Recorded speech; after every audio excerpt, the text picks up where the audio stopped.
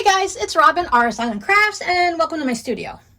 I mentioned last week when we were doing the Quilt as You Go hexagon log cabin block that I wanted to make a mat for underneath my sewing machine to help absorb some of the sound and also to make it easy to slide it across the table when we're doing live streams.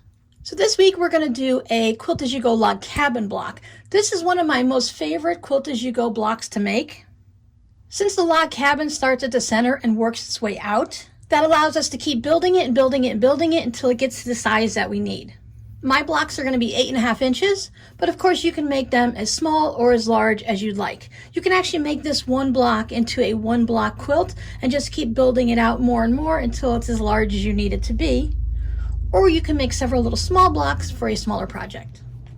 So since my example that I did as a test block is the simple basic Quilt as You Go where you just have that single layers, today I wanted to show you how to do this version where we do a whole bunch of Quilt as You Go lines, and it really makes a bit of a thinner block and it has a little bit more sturdiness to it, firmness to it. It's not as drapey as the regular Quilt as You Go.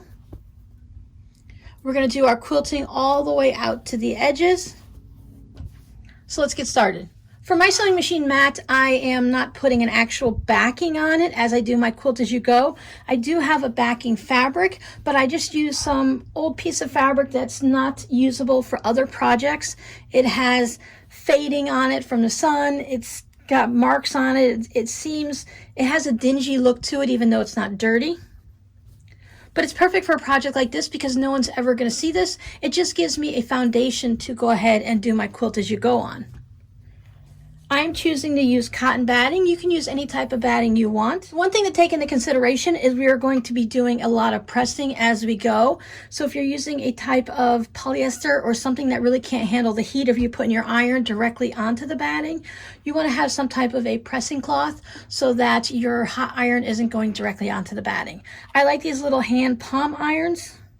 It allows me to have a little bit of control and not cover up a giant space with a big old iron. So I can usually do just a little section without having to touch everything else. Of course, when we start in the very beginning, it's a little different because everything's smaller. For my test block, I went ahead and used the novelty fabrics that I had left over from last week's project. But for this one, I decided to go ahead and just cut up a bunch of strips that are in the blue family. I have a Scrappy bin that I just keep everything sorted by color. So I went into my blue bin and pulled these out. I think Scrappy log cabins look really nice when you do it all in just one color. There's so many different variations and different ways to color and coordinate your log cabin. You can have it to where you have all darks on one side and lights on the other. That's a very traditional look. We are just going to be going round and round. I'm going to be doing mine all in blue. This one was just done in Scrappy fabric, so you can do it in any format that works for you and your project. So the only quilting you're going to see in this actual block is where I stitched one piece of strip of fabric down to the next strip, and it just an invisible quilting like that, so it quilts all the way through to the back, holds it in place, and gives it the quilted block, but you don't see any of the quilting on top. For the blue block, I'm going to show you how to do a bunch of straight line quilting on it so that your entire block is actually quilted visibly. This works out really great if you're going to be making, I like it for table runners and placemats and hot pads, but I really like it for tote bags and zipper pouches and coin pouches and little things like that. It works out really good to use up your scraps, and it's densely quilted. So instead of having to use some type of a heavy duty stabilizer, your quilted piece actually becomes that, and it's soft and flexible, yet it's still firm enough to hold the shape you want. I decided for this one, since I'm doing an 8.5 inch block, I used the 2.5 inch strips for the most part. I did trim mine down, so some of them are a little bit smaller, but I started out with a 2.5 inch square and I built it all the way around with 2.5 inch strips. And using novelty fabrics, you can lay your fabric down in a nice way to get a certain piece coming out. So I have my computer guy here, and I've got the little cow face peeking out there. So I thought that was really nice. But this time, since I'm going to do the actual like matchstick quilting on top of it, I wanted to use some narrower strips. So I'm going to start out with a 1 3/4 inch square, and all of my strips are 1 3/4 inches. Why did I choose that width of a fabric? It just seemed right. I've made them before. The 2.5 inch is too big. I've gone down to 2, and that was still a little bit large. I've gone down to 1.5, which gives your strips more of a 1-inch width, and I wanted to have a little bit more of my fabric showing, so I thought I'd just go with 1 3/4. That's going to knock it down to, what, about 1.25 inches after we get all our seam allowances going. Again, whichever size strips you want to use. You can even use a variety. You won't have a nice set look to it where everything looks nice and even. I do like to use wider and narrower strips when I'm making like my zipper pouches. When your strips of fabrics are various widths, you're going to have some bits where you might have 3 rows here, you might have 4 there, you might only have 2 there, and you could have whatever on that side. So you're going to have a different balance and look to it, but when we trim it up, it's going to be 8.5 inches no matter how you put your strips down and what size they are. Again, it just depends on the look you're going for. So let's go ahead and start working on this. I have my fabric, and this one I don't even care if it's right sides. Just out of automatic I put them wrong sides together, but it really doesn't matter because it's not going to be seen. If you're going to be doing a bunch of light colored fabrics, watch with your batting. If your batting is a little thin and you choose to use like a black fabric or something with obvious design elements on it, just make sure you're not going to be able to see it through. You don't want it shadowing through on your white fabrics. I'm going with blues. Most of my blues are pretty dark enough and solid enough that I'm not going to worry about it. I wanted to find the center of it, so I folded it in half one way, folded it in half the other way, and it gave me a nice center point. I did the same thing with my starting square. I'm just going to put it there. That's just going to help me to have an almost centered project. I'm not worried that it's very specific. You could put it down in the corner. You could put it off to here and build it out that way. So they have like the corner log cabins where you just build it out this way, so you're only sewing on 2 sides each time as you go. But we're going to start ours in the center. And I say pretty much in the center because I should be okay because all my strips are the same width. But when I get out to the 8.5 inches, if I get a little wonky and I get a little off, my square might not be perfectly centered. I'm not going to be having a whole bunch of blocks in this sewing machine mat that makes it very obvious if I'm off, because this one is already larger, so if my squares in the center don't match up, it's not going to be obvious. And the hexagon one isn't squares, so it'll be fine. But if you're very particular and very concerned about it, just make sure you're measuring everything and you're taking it slow and going easy. I have my pressing mat, is a wool pressing mat next to my sewing machine. I have a thick kitchen towel that's folded over double. That's just going to keep anything from the heat, basically, from getting down to my table. I'm not using a steam iron. For this project, I don't want to steam it. Sometimes you can have a little bit too much steam in a project, and I love to use steam. But as we're pressing it out, if we have too much steam, we could, if we have scraps that we're using, maybe we've got a bias edge, so we could end up stretching our fabric. As we get going, sometimes you might notice instead of having a straight edge on the outside of your fabric, you might end up with a little bit of a wave, and that's probably just because you've stretched the bias. We can adjust for that, just like when we do any of our string blocks or anything. If this piece were to wave, you would just go ahead and take your next piece and line it up to the most part so that you have a straight line. And even if you have waves coming out there, this will end up being a straight stitching line, and we can just trim off that extra bits there. Having your pressing mat right next to your sewing machine is going to allow you to, especially if you have a swivel chair, you can just swivel over, press it, and go back to your sewing machine. So let's take this over to the sewing machine and get started. I like to keep a pair of scissors really close by, nice sharp ones, because I'm going to trim my fabrics as I'm sewing them. None of my strips are going to be pre-cut. You could do that if you want, but I have no idea what size my strips are going to end up being. My block is going to be all blue. I could have chosen a blue thread to put on this, but today I'm going to use a silver. I didn't want my quilting stitches to stick out that much, but I do want my quilting to be noticeable. I am sticking with a 1/4 inch seam allowance at a 2.0 stitch length. I'm not going through a large thickness, so that's going to give me that nice little bit of tight quilting that I like for projects like this.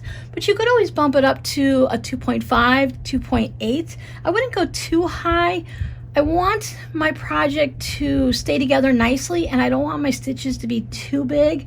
I like it to be nice and tight when I'm doing this project. Since I'm doing just the one block, I'm not repeating any of my fabrics, so if I use a really long strip here, I will save the rest for another project and not for this block. I'm not going to be thinking darks and lights. I'm just going to think, well, maybe I got a little bit of a light one here. Maybe this one I want to put a little bit of a more darker blue. Since these colors are really similar, I'd rather have my rounds and my strips stand out against each other and not be too similar. So I'm going to line this up. You can start wherever you want. It's going to be a non-strict log cabin. I'm not going to be doing anything certain specific. I'm just going to work myself around and around until everything's finished. If you're doing darks and lights, you want to be really particular on what colors you're putting where. But I'm just going to lay this down, and I'm going to match the top of it up the best I can. If my fabric happened to be a little bit off up top, you can trim it so it's straight, or just go a little bit past. Before I put my first piece down, I did forget to put any quilting stitches in my first block, and I want to have quilting stitches in that. So I'm going to go ahead and take it just a little bit of time, and I'm going to use my seam ripper, and I'm going to take this piece right off so that I can put some straight line stitches on this. Sometimes we make mistakes, and it's okay. We can just go ahead. You can always start with a whole other piece if you don't want to go through the seam ripping with the whole quilt as you go. I'm not too worried about my batting, tearing that, or the fabric underneath. I just want to make sure that this, well, even this top blue piece, I can always replace it because I had plenty. All right, so we fixed my mistake there. Since I have this little string of bead looking thing going up and down this way, I think I'm going to put my quilting lines this way to go ahead and mimic them. Then I'm just going to do a few stitches 1/4 inch away on each side. Spin it around so I can do it this way. If your machine has a knee lift, that'll make it a lot quicker and easier for you to do.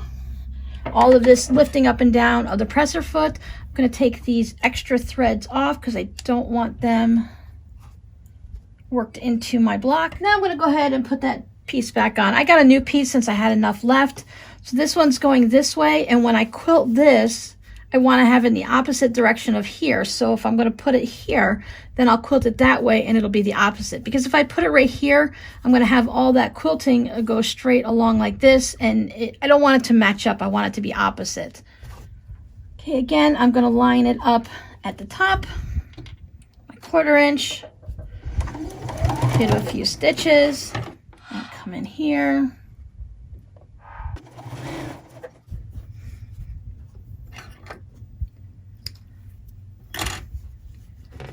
Finger press it,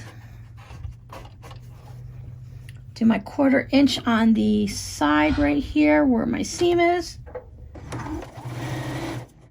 Then I'm just going to keep putting a few stitches along here, same way as we did this one, 1/4 inch apart. You can make yours farther apart if you'd like.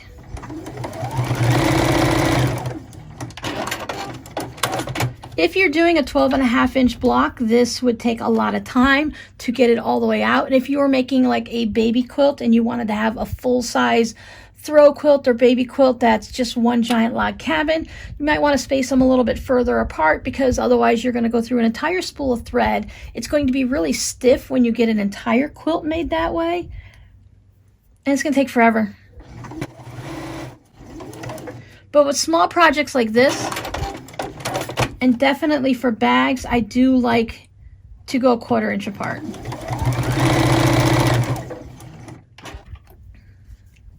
You can't see them because there's silver on the white, but I'm going to trim all those threads. I'm not worried about any of these on the back. You can trim these as you go if it bothers you.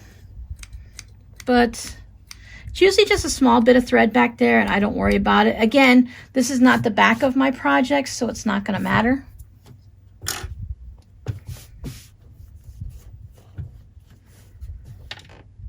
My beginning block, my first piece, and I need to decide if I want to go clockwise this way or if you want to go counterclockwise, whichever works for you, but I'm going to go clockwise.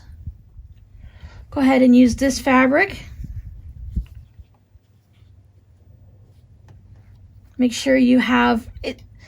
Remember, fabric has two sides, so if one side you like the lighter color of these blue roses or you like the darker color, you just want to make sure you're going right sides together, just as if we were sewing a regular block.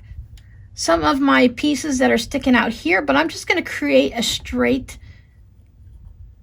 seam allowance right along here, just a straight stitch. I'm not going to follow one fabric or the other. I'm lining it up across the top because I know I have a straight cut there, and then that way this one will become straight on the way down. Just because of the way I'm trimming it with my scissors, I'm not going to have a perfectly straight line every time.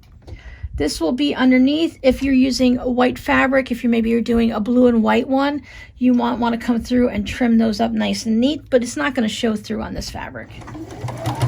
Stitch a little bit.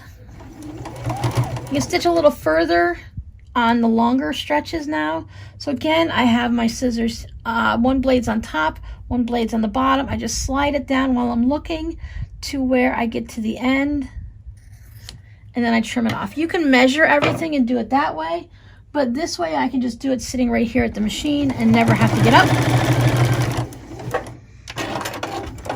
It's gonna save me some time. So I can press it over, or I can come over where you can't see and give it a good press on the pressing mat next to my sewing machine. The difference between using an iron, using your finger, and using a wooden iron is just to make sure that this part right here is all the way over and pressed down. Sometimes when I'm just doing finger pressing, I might have a little bit of a fold in there. So I just want to make sure that it's all the way over. And then when I go and I do my first little top stitching here, 1/4 inch away, it's going to secure that folded over portion. Now, as you can see, my stitches went, we went left and right, top to bottom, and now we're going left to right again. Now at this point you can decide if you want to put this last stitch on, because we are going to be putting our fabric down 1/4 inch. So I think I'm a little bit past that. I can go ahead and skip that last row of quilting. Trim these off. Put my next piece on. I have these anchors, so I have to decide if my block, how is my block going to situate? If this is what I'm considering the top, if I put my anchors, they're going to be on the side, so I might want to wait until I get down to this piece here so that they're orientated in the proper direction. It depends on what you're making. If you're making a table runner, you want to make your blocks so that they can face either side of the table. So sometimes you can have them this way and on that side, or if you want to have them at the edge, lining it up with the top straight edge that I know is a nice true edge, as long as I didn't warp it out at all when I was giving it a good pressing, which is no steam in my iron, so that helps. Now if you want, you can come along and trim it right here right now. I always like to trim it afterwards, just because I'm afraid if I trimmed it too short, if the fabric does anything weird while I'm sewing it and it ends up being short. But it still can be adjusted when we put this next piece on over here. If it ends up being too short, I can just move it further up if necessary.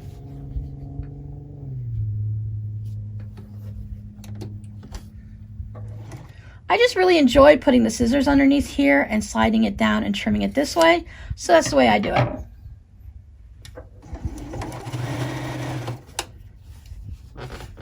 So if I were to be doing a light and dark, I would have my center, I would have maybe my two light ones here, then I'd go too dark, too light, too dark. This Juki also has a thread cutter on the pedal. So if I were making a bunch of these blocks, I can turn that on. So every time I put my heel down, it would go ahead and cut the thread on the block. So between the heel cutter on the pedal and the knee lift, I wouldn't have to do any of this with my hands at all. So now I have two seams right here where I can see two of those the different fabrics that were put on. I only have one seam here and one seam here. So if I kind of forgot where I was going in a larger project, I can see that since this only has one seam and this has two, I need to put my next piece here. It's getting longer, so I'm going to need a longer piece. And I did end up cutting this a little crooked. So I'm going to have to do just like I mentioned, and I will line it up along the top edge, and I will leave this little bit extra down here. Double check to make sure I can't see through it and see any shadowing. Just want to make sure when I put this down that I'm going to be getting all of these fabrics underneath here. If I wanted to make this more of a wonky block, I can go ahead and purposefully turn it so that I have different seam allowances all through here that's already down, and that would end up giving me more of a wonky block. Or I can make it larger than the 8.5 inches that I'm going for, and I can trim it to be wonky. So I can either wonkify my stripes or wonkify my entire block.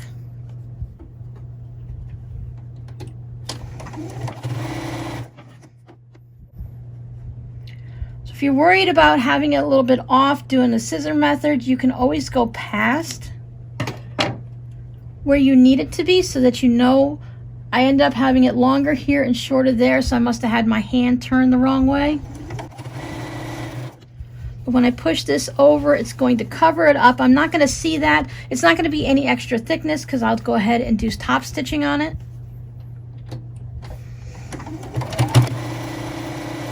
If you're really looking for something particular, you could use all white fabric and put a different color of your quilting stitches on each round or each strip. However you want, you can have a blue round and a red round and a green round. Doing a little Roy G. Biv and get your rainbow colors as you're working your way out. There's a lot of creativity that you can do with something that's even as simple as a log cabin block.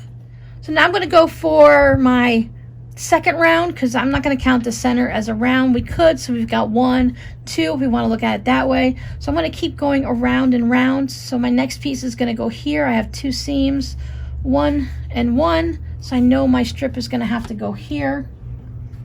I might have to start watching my length now because some of my shorter strips just might not work. This one is going to be fine.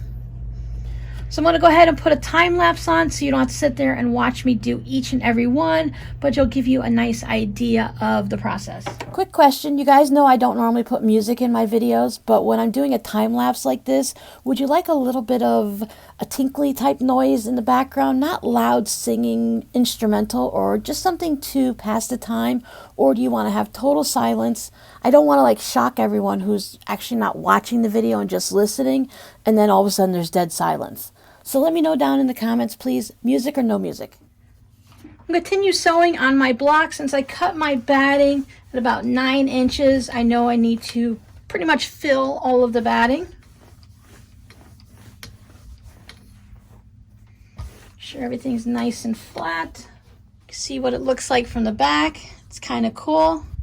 And then the front, you can see the quilting lines on some of the darker fabric, but on the lighter fabric, you just kind of see the little ridges of it.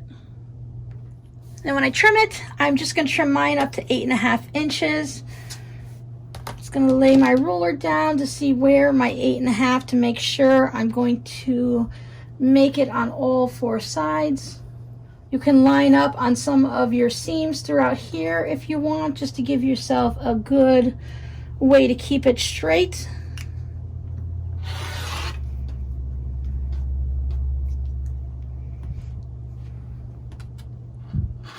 Trim off those 2 sides, spin it, and I'll line it up on these 2 edges here. So I put it on my 8.5 inch mark because that's the size of my block. So if you're making a 6.5 one or 12.5, that's where you'll line yours up at. We can trim one side, and we can always spin it if we need to. Just need to realign everything.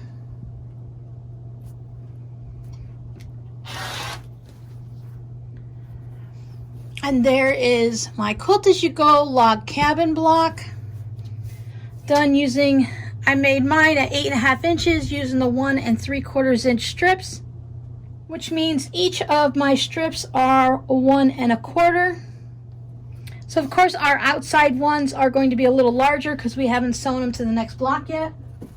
So we have our 2 different versions. I don't know if you can tell with this block, but this one is a little bit poofier and fluffier. This one lays nice and flat. So I said this version is great for making zipper pouches and tote bags. You have a nice sturdy piece of fabric. It's still flexible. A lot of people are using that foam for their tote bags now, and I just haven't really gotten into that. I love my quilting, I love my batting, And I think it has some type of a similar feel to it, to where it just hangs nicely. Where this one, it's really kind of floppy feeling, but this one feels nice and sturdy. This one wants to kind of bend down when you put it on. So depending on the look you're going for and what your project is going to be, this works great for table runners and table mats. You use them for hot pads, coasters, anything along those lines. Mine, of course, is going to go into my sewing machine mat. So making the mat for underneath my sewing machine was really a spur of the moment thought, and I decided I wanted to make the Quilt As You Go blocks, and I thought you guys might want to follow along or to make one with me. So for those of you that are making blocks with me, let me know if you made the one with the visible quilting or just the basic Quilt As You Go version.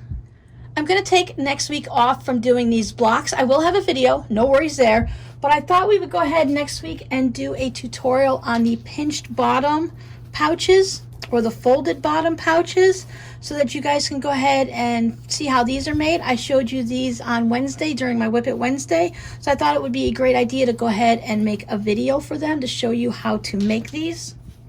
I really like the way the side has this look compared to what we're used to seeing on the side of the pouches.